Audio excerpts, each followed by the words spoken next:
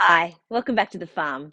My name is Roz, also known as Passion Flower, and you'll find me here each week talking about my farming and creative life. I think it's about 5 times lucky starting this video. For some reason, my AirPods weren't connecting, and so the sound was not the best. So I kept having to try and redo it, and for some reason, they just weren't. So after some technical difficulties, I'm here, but you don't know any different. So that's why I'm telling you, because I feel like I've said a couple of these things already, so it might sound a bit strange. Here we go. So we planted some new trees this week. We got a big tray of them from a Facebook notice board, actually 2 trays, gum trees that were about 1.5 meters high. So starting to sort of be established rather than buying this like little tiny ones that you need to put big tree guards and stuff around. So we've planted those along the stock run to try and provide some shade through that area moving forward. And we also popped a couple of them into the sheep paddock in the little area that I'd already designated out for trees. A couple of the ones in there have died. The ones that are surviving are doing quite well and have grown quite a bit. But yeah, a couple of them didn't quite make it. I think it was probably a little bit too much water to begin with. I don't know, combination of things, who knows? But so we've pulled those ones out and we've replaced them with 3 new ones. So they're hopefully going to be quite good in that space. They're sort of already at the level at the top of the fencing that we have. So they will hopefully grow nice and big as they get older. We also planted one on the corner here so that we will get some shade back through into the grass area here by the shed as well. While we were planting those, I moved the sheep into the little grass area so that they were out of the way so that we could drive the Hilux all the way in and not have to worry about them getting in the way or having to leave the gate open or closed or whatever. So I did that. And as I was moving them, Vito kind of stood up on the gate as I was moving it and he hooked his horn into the piece of the wire across the top of the fence. And then I moved the gate and he dropped. And so he is stuck on this piece of the wire and he's like rubbing back and forth and it was okay for a while. I think thought he was just like scratching his ear and it felt quite nice. But then he tried to move away and he couldn't. Normally I'm in the middle of doing all these crazy things with the sheep, so I never get any photos or video or anything of me doing this stuff. But Adam managed to sneak a picture of me as I'm trying to lift Vito off the fence. So I kind of had to lift him, really, like lift his whole head and the front of his body up so I could get him off and sort of move him and angle him away. But yeah, it wasn't like a difficult or long process, but it was a little awkward. Still quite cold and wintry as you would expect. Yesterday was super frosty in the morning, like it was really thick, and then the sun came out and it was a beautiful sunny day. Still not warm, but inside here in the shed with the sun coming through and the fire going, it was a really nice place to be. I do have the fire going now, roaring just here in front of me, which is really nice. So I am enjoying my time here in the shed with the fire. It's a nice change from how it was previously. It's now much more comfortable to be in. And I am doing some rearranging in here, which I'll show you when I've finished. I think I mentioned this a few weeks ago and I've sort of changed this sort of setup a little bit.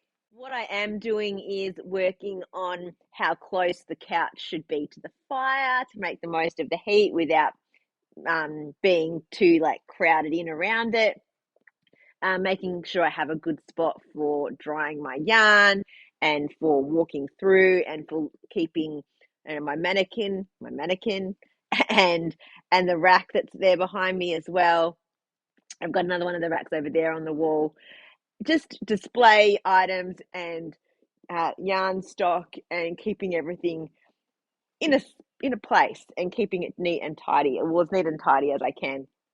When I'm working and in the middle of a lot of dyeing, I tend to get really busy and spread everything around. And then I go through phases where I want to clean everything up. And I'm in a phase where I want to clean everything up at the moment. So I am working on doing some of that, and sort of putting things in spots and then deciding whether that's right. So sort of leaving it for a little while and like using it and then making a decision on if it will stay that way or if I will make some more changes. Once I've kind of figured everything out, I will do another workshop tour, I think, um, because it's been a while since I have shown you around in here.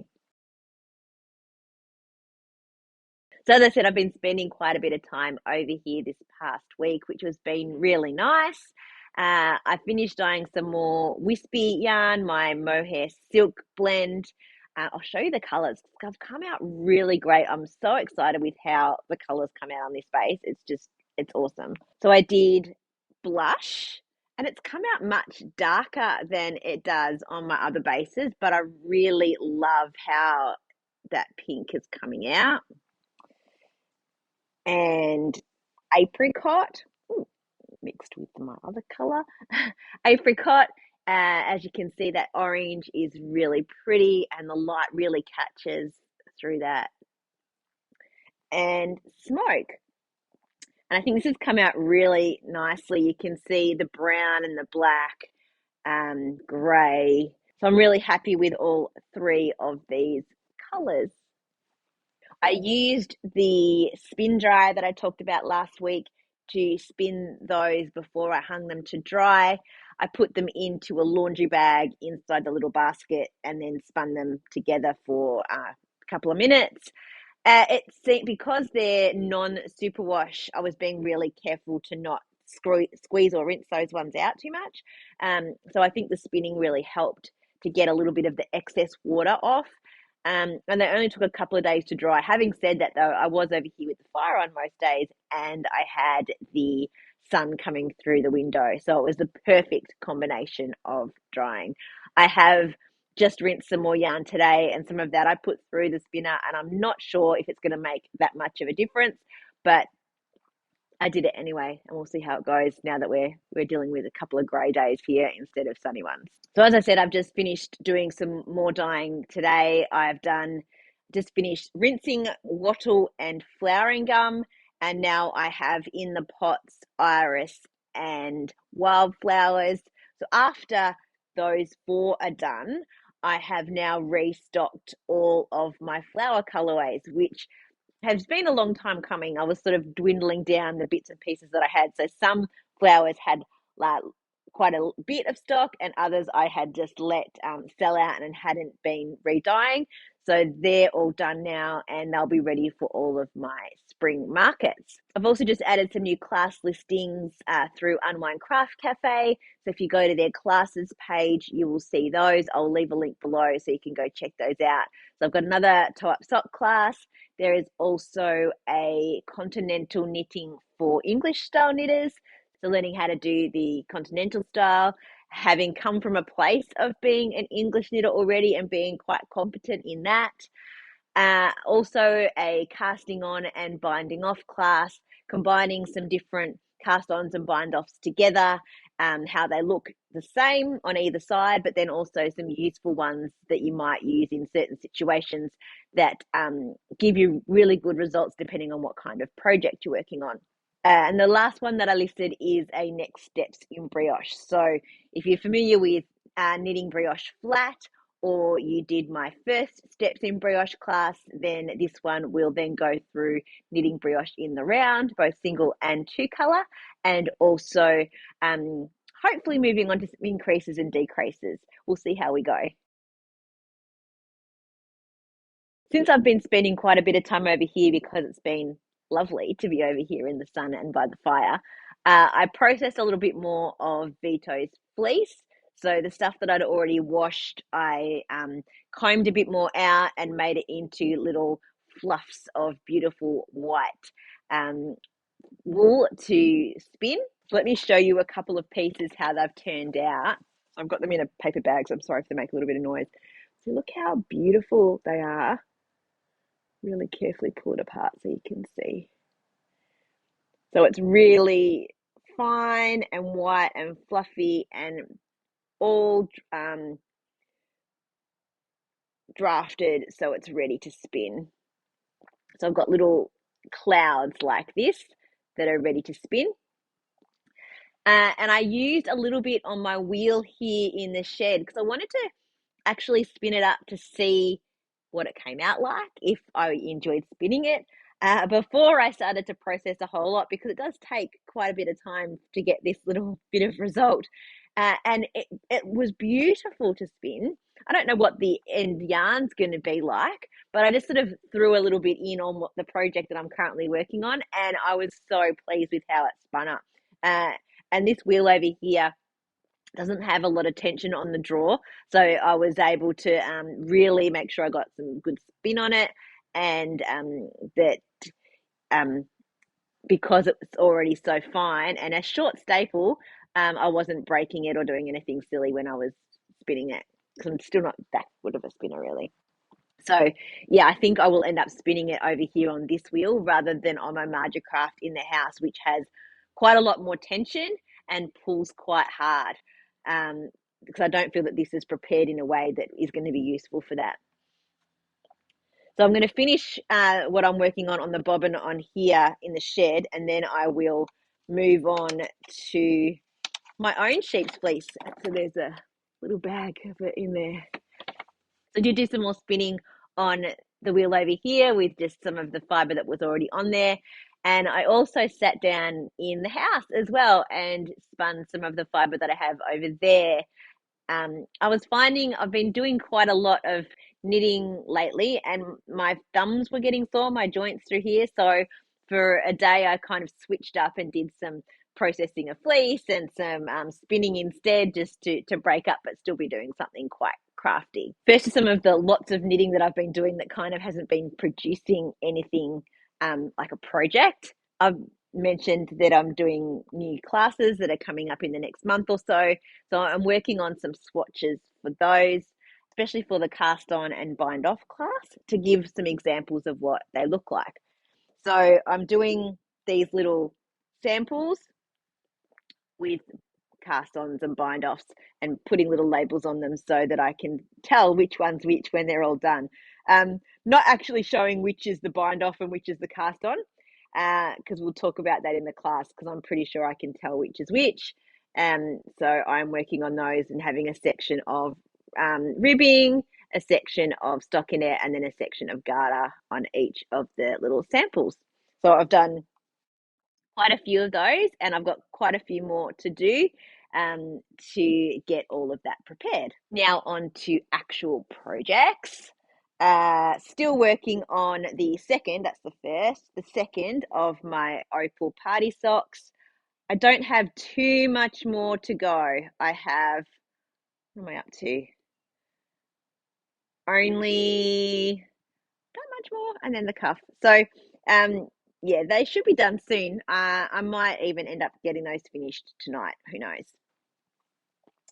Then I started a second sock, a second sock project. I don't know. It's a single sock, and it's only going to be a single sock.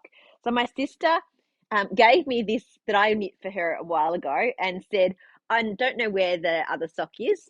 Can you knit me a new one? I'm like, well, I don't have any more of this yarn left. So how about I just knit you a single sock in a different color? And she's like, yeah, that's fine. So I thought, how about I just knit her a whole lot of single socks? Because I'm knitting socks most of the time. And, you know, I do type sock classes and all that. And so it's nice to sort of have a sock on the needle at all times.